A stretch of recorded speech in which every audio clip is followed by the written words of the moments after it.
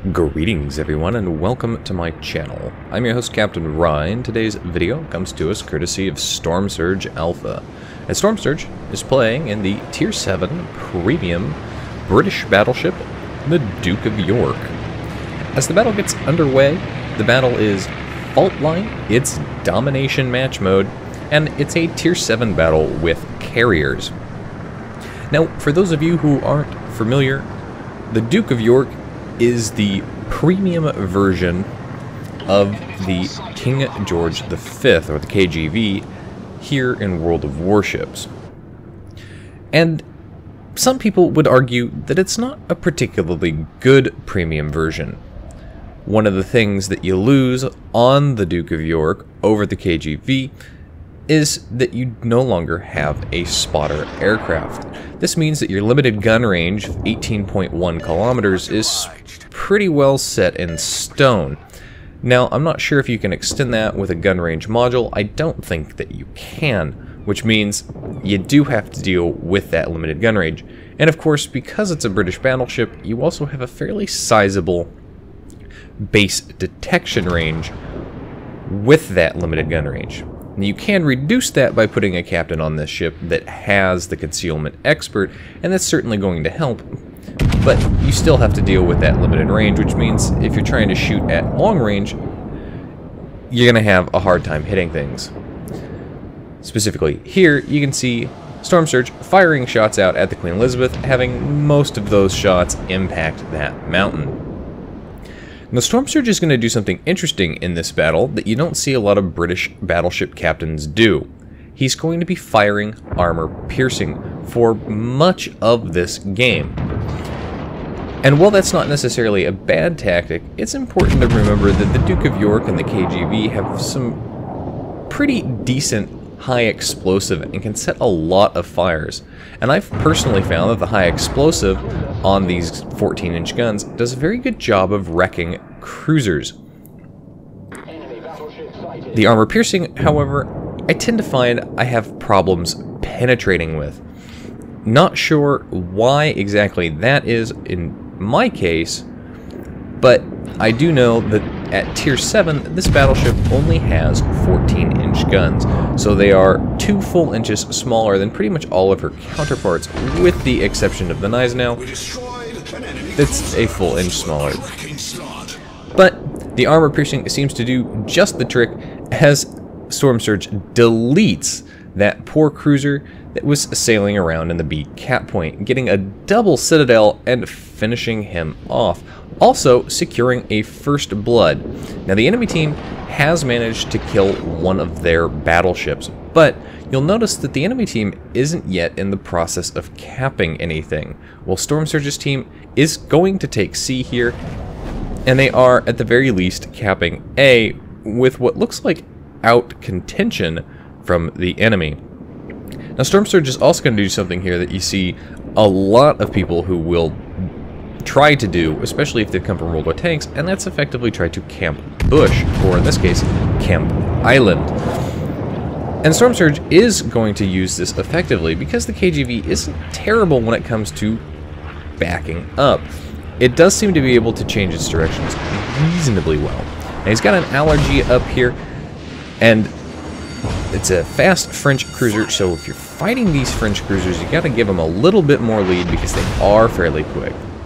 You see here, though, the problem with camping island is that as you go to reverse back behind the island, well, enemy ships, all they have to do is disappear behind the island, and your guns aren't going to be able to fire at them. And additionally, while you're in the process of changing directions, you expose yourself to being set on fire. Luckily, this is a British battleship, and it has a very, very good repair party, especially when it comes to repairing fires.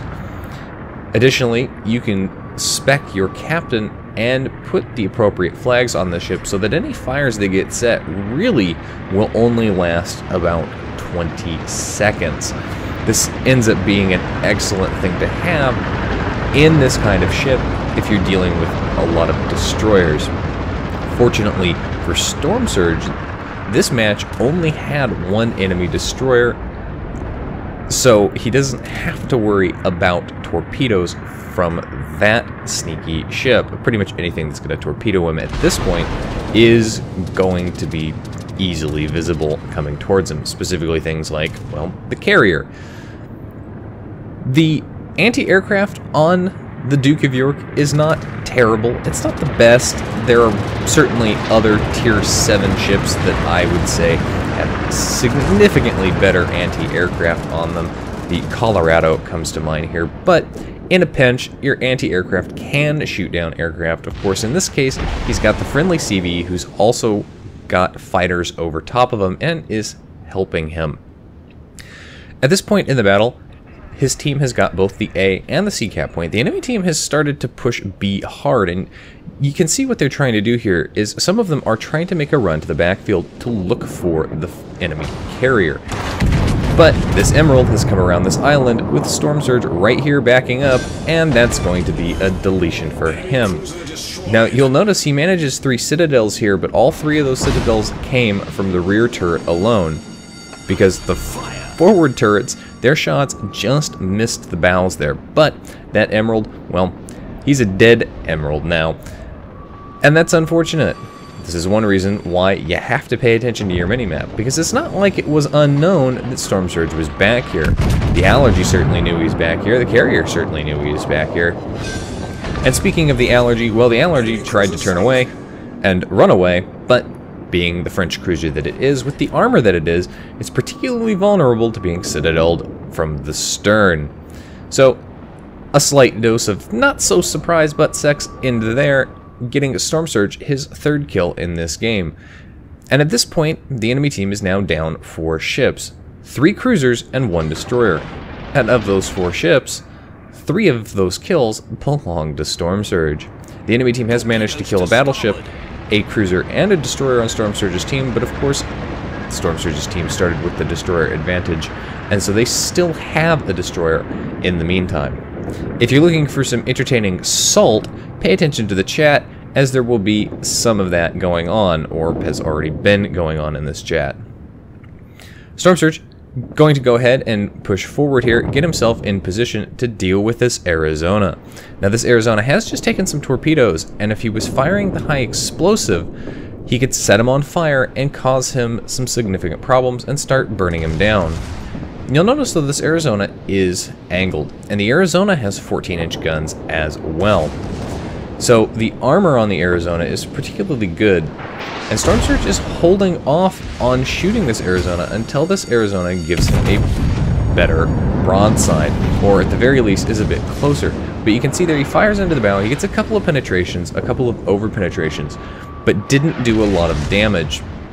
If he had fired the high explosive, I feel like that would have just definitely set that ship on fire and possibly done a little bit more damage into the bow there. But doesn't matter, Bayern takes that Arizona out, having set him on fire probably with his secondaries. So the Arizona is now dead, and the enemy team is now down 6 ships. They are, however, in the process of capping A, but at this point, all of the team that was over at C has pushed up into the B cap point, so they're going to start taking that.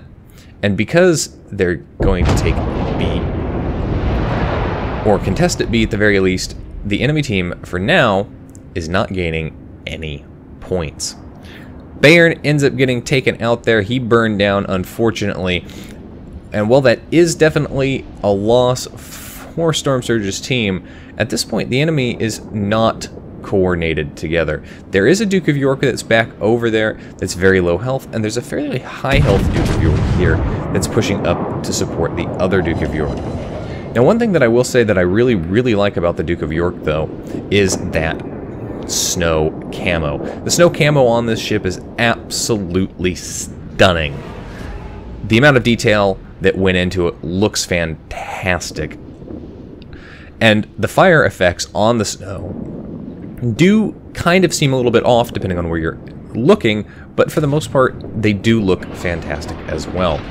So now, Storm Surge is going to start focusing on this Duke of York, and this Duke of York is getting focused down by pretty much everybody on Storm Surge's team that is within range to shoot at him. And looking at the minimap situation, that's pretty much everybody with the exception of the one cruiser that's chasing down the enemy CV, and the friendly CV who is more focused on dealing with the battleship that's rolling up behind Storm Surge. Now, because this Duke of York has got everybody shooting at him, he's not short of targets here, but he's really got to determine what is most advantageous for him to shoot at. And honestly, if I was him, I'd be shooting at that Atlanta, because Atlanta is a squishy cruiser. However, doesn't make any difference here, as Storm Surge manages to secure his 4th kill, taking out that Duke of York in a collaborative team effort here. And with that Duke of York dead, now his team can definitely capture the B cap point. However, enemy team did manage to cap A because there was no one over here to contest. And now they're down to just 3 ships. They have a cruiser, they have a carrier, and they have the Queen Elizabeth here, who is at the A cap point. Storm Surge has gotten his guns mostly turned around here. The rear turret's still lining up there. He's got the armor piercing loaded, and he puts shots into the broadside of the Queen Elizabeth here. Now, the Queen Elizabeth has 15-inch guns, compared to the Duke of York's 14. But presenting broadside like this, the Duke of York's 14s will not have a problem penetrating. However, because it's the Queen Elizabeth and it's got that thicker armor, you probably aren't going to get any citadels with these guns. Again, instead, what I would have done and what I found with my own Duke of York play is that the high explosive does a very, very good job causing problems. Enemy carrier has been spotted here, and it is, if I'm not mistaken, in Indiana. So, because this carrier is running this, he's very, very quick, so you've got to give him a little bit more lead when you're dealing with these fast American carriers. Now, Storm Surge is going to go ahead. He's going to move himself up into a better position so that mostly he's clear of the island for his rear turret, as that carrier is going to be spotted again. And let's see here, what's it?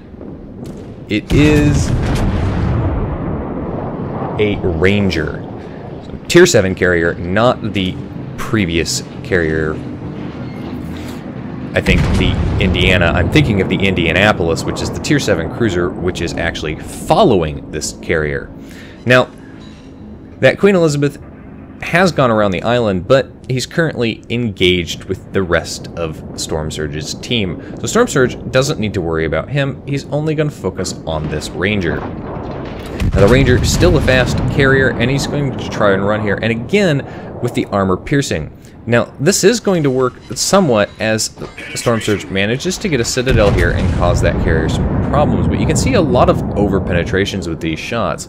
And personally, in this situation, I would actually be firing the high explosive. Less chance of getting those ricochets. You're still going to do an average of about 10,000 damage per salvo with the high explosive, plus you're probably going to set this guy on fire and cause some serious problems. Now, I notice that Storm Surge is continuing to focus on this carrier, and I would actually have not done this. Yes, he did manage to citadel him and leave him on very low health, but there's an incredibly low health broadside cruiser right behind that carrier, and I would have actually shifted my focus fire with one of my turret sets to take out that cruiser. Storm Surge takes out the Ranger there and secures his Kraken Unleashed. The question is he going to be able to get the kill on this Indianapolis, who's still broadsiding? And the answer is no. His team caps out on points. Still, though, he manages to do an amazing job, 132,000 damage, with only armor piercing in the Duke of York. 8 citadels there, 2 devastating strikes, and a first blood on top of his Kraken. Of course, those poor cruisers never knew what hit them. Top of the team for XP earned at 2100 base XP there. Next nearest guy on the team is Atlanta, who shot down a good number of planes at 1500 base XP.